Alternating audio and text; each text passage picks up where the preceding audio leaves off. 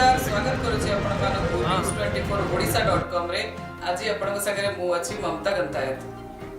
नुआ दिल्ली रे गत 7 दिन हैला पुलवामा रे शहीद होइतिबा जवान मानक पई भावपूर्ण श्रद्धांजलि राष्ट्रीय प्रवासी ओडिया परिवार और कलिंग ज्योति फाउंडेशन तरफ आयोजित हो जाइछि एक भावपूर्ण श्रद्धांजलि समारोह। स्थानीय ओडिया समाज परिवार सह एही समारोह रे जोग देथिले बीएसएफ रो रिटायर्ड डीजी पीके मिश्रा, एनएन मिश्रा, रोबिन लविया। एही समारोह रे श्रीमती रश्मि रेखा सामल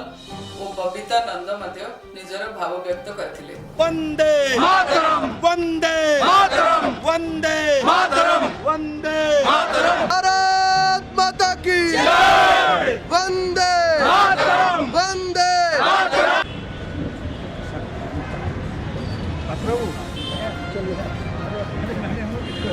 आज एठार आमे तो ओडियावासी माने एकाठी सम्मिलित होइछु। एक्चुअली मो एथर एते जड़ित कि मोर ही डिपार्टमेंट रो 40 जन मो पुओ विषय भावी कारण मोर फैमिली सी मोर 40टा फैमिली आज बर्बाद हो गले। शहीद हले 40 जन देश पे किंतु से माने देश को कहीकि गले कि तमें वर्तमान एकाठी हुआ। पाकिस्तान गोटे छोटो देश ताकू सी जमती आम उपर भावी न हो जाऊ, सी आमको जमती लाल आंख न देखे जाऊ।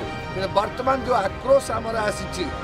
ओडिया मानकर हो, काश्मीरी मानकर हो कि कन्याकुमारी रे हो कि गोवा रे हो, पूरा भारतवासी मानकर आक्रोश पूरा देखुची 3 दिन है। से आक्रोश केबे ठंडा पड़बनी जे पर्यंत मिस्टर मोदी जो कहते आमे यार जवाब निश्चय दबू, से दबू जो पर्यंत आसब ना से पर्यंत ए आक्रोश पूरा भारत वर्ष में ठंडा पड़बनी। तेणु यही शहीद सलाम ग्रुप आमर जो गुरगांव रे वर्तमान कैंडल मार्च कले शहीद को आमर 40 जन शहीद को पो पिला को सल्यूट देले। मुझे बहुत भाग्यवान कारण मोर ए पिला 40 जन फैमिली केवल से माने से 40 जन नहांती एमती नहीं, से 40 जन रहिबे आउरी 40 वर्ष में 40 वर्ष रे भारत वर्ष जो पर्यंत अच्छी से पर्यंत रहे। ये जिते आमर शहीद होती से रक्षणाबेक्षण निश्चय सीआरपीएफ डीजी सीआरपीएफ करेंगे, गवर्नमेंट ऑफ इंडिया करिवो, एमएचए करिवो, प्रत्येक स्टेट मध्य करिवो। किंतु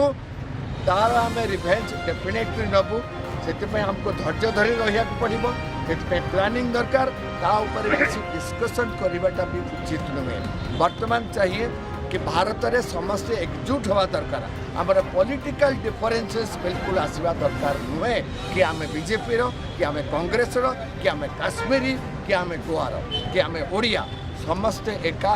हिंदुस्तानी, आम समस्ते हिंदुस्तानी। सर ये जो एक्सीडेंट है जहाँ भी है यहाँ आपन को लगुच कि सिक्योरिटी रो किसी कमी रू है बोली 40 जन मोर लोक मरला पर वर्तमान ए विषय में कहया चाहिए कि सिक्योरिटी लैब्स है कि नहीं मु जाने एक्चुअली कौन यहाँ केते लैब्स अच्छी मु गोटे टेक्निकल ऑफिसर मु भल भाव जाने कौटी लैब्स है मुझे ओपनली कहया चाहूनी मु जाने जहाँ है। वर्तमान आमको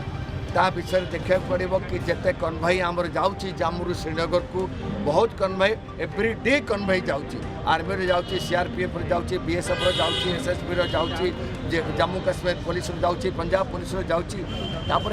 डिस्टेंस भी बहुत पड़ुଛି 320 किलोमीटर डिस्टेंस प्रत्येक इंच को आप गार्ड कर। प्रथम है कि आम intelligence collection map intelligence sharing,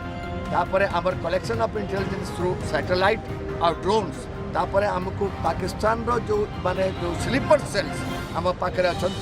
लश्कर तोयबार, जैश मोहम्मद जमातुल दाबार और आमर जो हिजबुल मुजाहिद और तहरीकुल मुजाहिद सागर अच्छा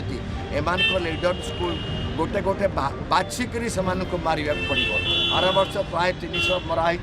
पूर्व वर्ष 280 मरते, ए वर्ष सफाया कराया पड़े। बारामूला पूरा क्लीयर अच्छी। वर्तमान नॉर्थ काश्मीर प्राय क्लीयर हवा को बसला। साउथ काश्मीर में वर्तमान जहाँ अच्छा से मूलोत्पाटन करने पड़ो। इंटरनेशनल लेवल रे किसी हेल्प हमको दरकार होबो कि बिल्कुल आप देखो जिते बड़े ब्लास्ट है मिस्टर ट्रम्प को स्टेटमेंट संगे संगे आसला मिस्टर पुटिन जे कि आगुरु पाकिस्तान को हेल्प करते बर्तमान मिस्टर पुटिन भी बर्तमान इंडिया सपोर्ट रे कहते आप मिस्टर सलमान को देखो यूनाइटेड अरब प्रिंस सलमान से इमीडिएटली कश्मीर को पाकिस्तान को जीवा बातिल करदे बर्तमान से भावते पाकिस्तान को गले से कौन कहे से जानी सारे पाकिस्तान को हेल्प देले पाकिस्तान कौन कर ब्रीडिंग आमर है यूएस तार अहमदाबाद रे जानी पाला ओसामा बिन लाडेन अच्छी से तार एक्शन करके नहीं पाला आमको भी एक्शन करिया पड़ो आम बहुत बड़ कंट्री बर्तमान आम जानूँ दाऊद इब्राहिम कोर्ट अच्छी तार 5टा घर अच्छी जो से ISI गार्ड होकर रोची हाफिज सईद को से कोर्ट लुचाऊँ जैश मोहम्मद को कौ हॉस्पिटल रखाई से सब जना आम भी सेमती एयर स्ट्राइक करवा कथा से 1 by 1 से टारगेट को नवा कथा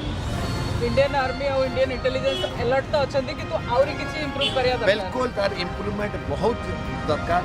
जदि पाकिस्तान कंट्री बहुत बड़ पाकिस्तान ISI जदि ए प्रकार कार्यक्रम करि पारला से माने एते रेडिकलाइज करिके आम पिला को आमरी अगेंस्ट रे 350 किलो RDX एकाठी करी ताको ट्रेनिंग दे गाड़ी रे रखी रिमोट कंट्रोल डिवाइस रे ताको ब्लास्ट करूची से ब्लास्ट रो इफेक्ट आपण देखंतु केमती हला ताको होल हमर पूरा पोस्टा ब्लास्ट करी गला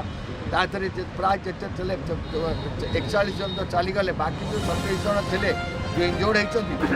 से भी बर्तमान सेमती जो होइके बहुत वर्ष तक रही हमर प्राय देखिया गले प्राय 70 फैमिली हमर बर्बाद हो गला किंतु से 70 फैमिली को हमको 700 फैमिली पाकिस्तान में बर्बाद कर पड़ो पाकिस्तान आर्मी रो फैमिली वो पाकिस्तान सिविलियन को अगेंस्ट केबे कहि बहुत बहुत धन्यवाद जय हिंद जय हिंद सबको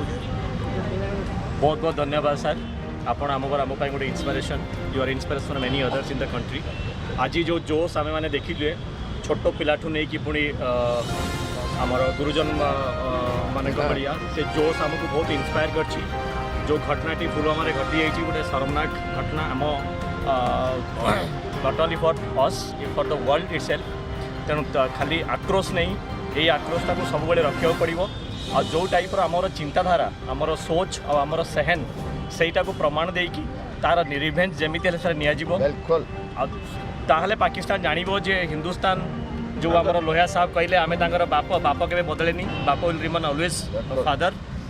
आ जो शोक सभा आज होती से मु समस्त को धन्यवाद दूची जे समस्ते भितर से भाया गोटे स्पिरिट आसी जो कि आमर शहीद को सलाम भाया जो कार्यक्रम होची से कार्यक्रम मेनी स्टेट रे इन इंडिया बहुत युवा को इंस्पायर करुँची